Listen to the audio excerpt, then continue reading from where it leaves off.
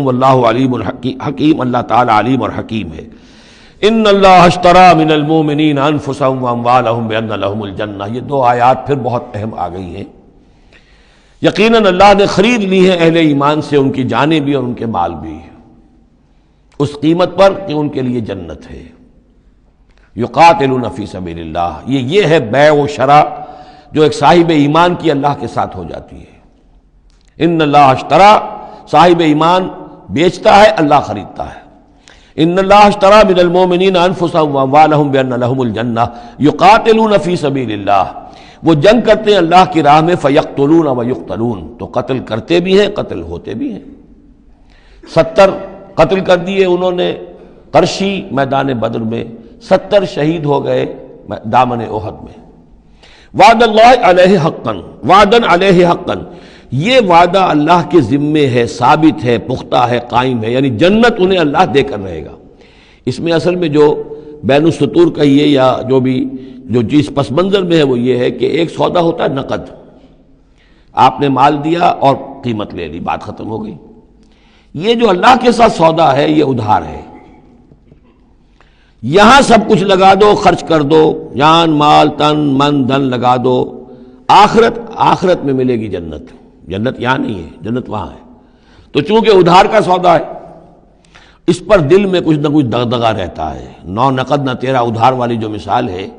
کہ 9 نقد نہ 13 ادھار کی 13 سے بہتر ہے کہ 9 جو نقد ملتے ہیں وہ لے لیے جائیں۔ تو اس حوالے سے جو ہے انسانی کمزوری بربنائے طبع بشری، اس کے اندر ایک دغدغہ رہتا ہے، اس کو اب کس زور کے ساتھ اس کی نفی کی جا رہی ہے۔ وعدن علیہ حقا، کوئی شک نہ کرو، یہ وعدہ ہے اس کے ذمے حق ثابت، فی التوراۃ والانجیل والقرآن، اور اللہ کی طرف سے اس وعدے کی توثیق 3 دفعہ ہو چکی ہے، تورات میں ہوئی، انجیل میں ہوئی، قرآن میں ہوئی۔ ومن اوفی بعہدہ من اللہ، اور اللہ سے بڑھ کر اپنے عہد کا وفا کرنے والا کون ہوگا؟ فاستبشروا ببیعکم الذی بایعتم بہ، پس خوشیاں مناؤ، جشن مناؤ اس بیع پر جو تم نے کی ہے۔ اب یہاں ایک لفظ اور آ گیا، بایعتم بہ، آپس میں جو سودا کیا ہے۔ مبایعت باب مفاعلہ، باع یبیع، بیچنا، یہ ثلاثی مجرد ہے، اور یہ جو ہے بیعت بنتی ہے بایع یبایع، آپس میں کوئی سودا کر لینا۔ تو فاستبشروا ببیعکم الذی بایعتم بہ، بس خوشیاں مناؤ اس بیع پر جس کا سودا تم نے اپنے اللہ سے کیا ہے۔ یہیں سے لفظ بیعت نکلا ہے۔ بیعت کیا ہے؟ ایک بندہ اللہ کے حوالے کرتا ہے اپنے آپ کو، لیکن چونکہ اللہ تعالیٰ تو سامنے خود موجود نہیں ہے، اس وقت اللہ کے رسول تھے، تو بیعت ہو رہی ہے اصل میں تو اللہ سے، بیع اللہ سے ہے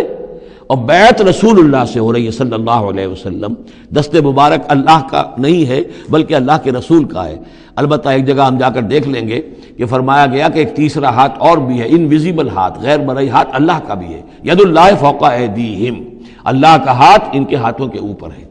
تو یہ بیع ہے، یہ سودا ہے، یہ ایمان کا لازمی تقاضا ہے۔ ان اللہ اشتری من المؤمنین انفسهم واموالهم بان لهم الجنہ یقاتلون فی سبیل اللہ فیقتلون ویقتلون وعدا علیہ حقا فی التوراۃ والانجیل والقرآن ومن اوفی بعہدہ من اللہ فاستبشروا ببیعکم الذی بایعتم بہ وذلک هو الفوز العظیم، اور یہی ہے بہت بڑی کامیابی۔ اللہ تعالی ہم میں سے ہر ایک کو یہ توفیق دے کہ اللہ کے ساتھ یہ بیع و شراء ہم کریں،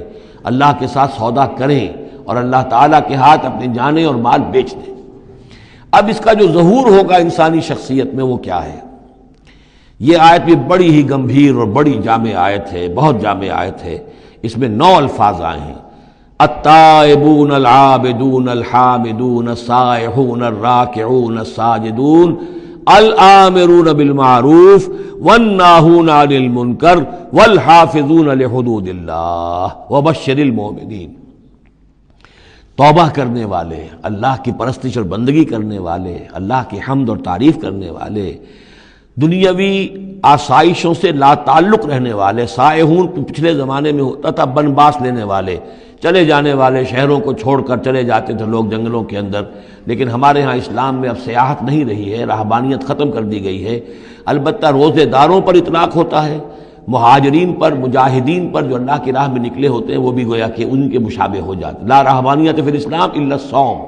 لا رہبانیت فی الاسلام الا الجہاد فی سبیل اللہ۔ الراکعون رکوع کرنے والے، الساجدون سجدہ کرنے والے، اور پھر تین الفاظ وہ ہیں کہ جو ایک عملی جد و جہد، باقی سارے اوصاف تو اپنے ہیں، ذاتی ہیں، لیکن اس سے جو متعدی ہونا ہے، معاشرے کے ساتھ انہیں جو معاملہ کرنا ہے، جو بھی اب اس دعوت و تحریک کے لیے جو عمل کرنا ہے، الامرون بالمعروف نیکی کا حکم دینے والے، والناہون عن المنکر بدی سے روکنے والے، اور سب سے زیادہ جامع لفظ آیا حافظون لحدود اللہ، اللہ کے حدود کی حفاظت کرنے والے، گویا کہ خدائی فوجدار بن کر کھڑے ہو جانے والے کہ یہ اللہ کے حدود ہیں، ہم پامال نہیں کرنے دیں گے، ہم انہیں توڑنے نہیں دیں گے۔ یہ ہے وہ در حقیقت کے جو منہج انقلاب نبوی کے ضمن میں اس دور میں جو ایک اجتہاد کی ایک ضرورت ہے کہ جو بھی آخری مرحلہ ہوگا جبکہ وہ سارے مراحل طے ہو چکے ہوں تو اس میں نہی عن المنکر بالید، کہ ہم حدود اللہ کو اب نہیں ٹوٹنے دیں گے اور ہم پوری طاقت کے ساتھ حفاظت کریں گے اللہ کی حدود کی، اور جو بھی منکرات ہیں ان کو روکیں گے۔ وبشر المؤمنین، اور اے نبی ان اہل ایمان کو آپ بشارت دے دیجئے، اللہم ربنا اجعلنا منہم۔ ما کان للنبی والذین آمنوا ان یستغفروا للمشرکین ولو کانوا اولی قربی، اور یہ نبی کے لیے اور نہ ہی اہل ایمان کے لیے یہ روا ہے کہ وہ استغفار کریں، بخشش چاہیں مشرکین کے لیے، خواہ وہ ان کے قرابت دار ہوں، ولو کانوا اولی قربی من بعد ما تبین لہم، اس کے بعد کہ ان کے لیے یہ بات واضح ہو چکی ہو انہم اصحاب الجحیم، کہ وہ لوگ جہنمی ہیں۔ وما کان استغفار ابراہیم لابیہ الا عن موعدۃ وعدہا ایاہ، اور نہیں تھا استغفار کرنا ابراہیم کا اپنے والد کے حق میں مگر ایک وعدے کی بنیاد پر کہ جو انہوں نے اس سے کیا تھا جب گھر سے نکالا ہے باپ نے، یہ ہم سورہ مریم میں پڑھیں گے، تو اس وقت وعدہ کر کے نکلے تھے ساستغفر لک ربی انہ کان بی حفیہ، وہ وعدہ نبھاتے رہے، اور وہ نبھاتے اس لیے رہے کہ امید تھی کہ جب تک وہ زندہ تھا باپ کہ شاید اللہ تعالیٰ اس کو ہدایت دے دے اور یہ ایمان پر آ جائے، لیکن جب اس کی موت واقع ہو گئی تو انہوں نے استغفار بند کر دیا، اس لیے کہ اب ثابت ہو گیا کہ وہ در حقیقت کفر کے اوپر اڑا رہا، اور موت جب واقع ہو گئی تو اب تو توبہ کا دروازہ بند ہو چکا۔ فلما تبین لہ انہ عدو للہ، اور جب ان پر یہ بات روشن ہو گئی، واضح ہو گئی کہ وہ تو اللہ کا دشمن ہے، تبرأ منہ، تو ان سے تبری کیا، ان سے اعلان بیزاری کر دیا۔ ان ابراہیم لأواہ حلیم، یقیناً ابراہیم تو بہت نرم دل تھے اور بہت ہی حلیم الطبع تھے۔ وما کان اللہ لیضل قوما بعد اذ ھداھم، اور یہ اللہ کی شان نہیں ہے، اللہ کا یہ طریقہ نہیں ہے کہ وہ کسی قوم کو گمراہ کر دے اس کے بعد کہ انہیں ہدایت دی ہو، حتی یبین لہم ما یتقون، جب تک کہ واضح نہ کر دے جس چیز سے بچنا چاہیے۔ یعنی جب تک یہ آیت قرآن میں نہیں اتری تھی، اگر کسی مسلمان نے اپنے کسی مشرک باپ یا ماں کے لیے دعا کی ہے تو اللہ نے اس کے لیے معافی کا اعلان کر دیا کہ چونکہ اس بات سے ابھی تک تمہیں آگاہ نہیں کیا گیا تھا کہ اہل ایمان کے لیے روا نہیں ہے کہ مشرکین کے لیے استغفار کریں، تو جب تک یہ حکم نہیں آ گیا تھا جو بھی اگر کسی نے کیا ہے تو اللہ تعالیٰ اس پر کوئی باس پرس نہیں کرے گا۔ ما کان اللہ لیضل قوما بعد اذ ھداھم حتی یبین لہم ما یتقون، جب تک کہ واضح نہ کر دیا جائے کہ ان چیزوں سے آپ کو بچنا ہے۔ ان اللہ بکل شیء علیم، یقیناً اللہ تعالیٰ ہر شے کا جاننے والا ہے۔ ان اللہ لہ ملک السماوات والارض، یقیناً اللہ ہی کے لیے ہے آسمان اور زمین کی بادشاہی، یحیی و یمیت، وہی زندہ رکھتا ہے، وہی موت وارد کرتا ہے۔ ما لکم من دون اللہ من ولی ولا نصیر، اور تمہارے لیے کوئی نہیں ہے، کوئی نہ حمایتی اور نہ کوئی مددگار اللہ کے سوا۔ لقد تاب اللہ علی النبی والمہاجرین والانصار، اللہ تعالیٰ مہربان ہوا، شفقت فرمائی اللہ تعالیٰ نے اپنے نبی پر بھی صلی اللہ علیہ وسلم، والمہاجرین اور مہاجرین پر، والانصار اور ان انصار پر، الذین اتبعوہ فی ساعۃ العسرۃ، جنہوں نے ان کا ساتھ دیا، ان کی پیروی کی، ان کا اتباع کیا بڑی مشکل وقت میں۔ یہ اسرہ جو ہے اس کو کہا جاتا ہے تبوک کو جیش الاسرہ، بہت ہی تنگی تھی، راشن کی بہت کمی تھی، بھوک کا معاملہ، قحط کا معاملہ، بہت سخت آزمائش تھی جو اللہ تعالیٰ نے اس وقت مسلمانوں کی ہے، لیکن جن لوگوں نے ساتھ دیا، ثابت قدم رہے، ان کے لیے اب یہ کہ اللہ تعالیٰ کی طرف سے اعلان عام ہو رہا ہے۔ لقد تاب اللہ علی النبی والمہاجرین والانصار الذین اتبعوہ فی ساعۃ العسرۃ من بعد ما کاد یزیغ قلوب فریق منہم، اس کے بعد کہ ان میں سے ایک گروہ کے دل میں کچھ کجی آنے بھی لگی تھی، پر بنائے طبع بشری، کہیں نہ کچھ کمزوری، جیسے کہ غزوہ احد میں بھی بنو حارثہ اور بنو سلمہ کے بارے میں عارضی طور پر تھوڑی سی کمزوری آ گئی تھی۔ ثم تاب علیہم، پھر اللہ تعالیٰ نے ان پر توجہ فرمائی، عنایت فرمائی، انہ بہم رؤوف الرحیم، یقیناً وہ ان کے حق میں بہت مہربان ہے، رحم فرمانے والا۔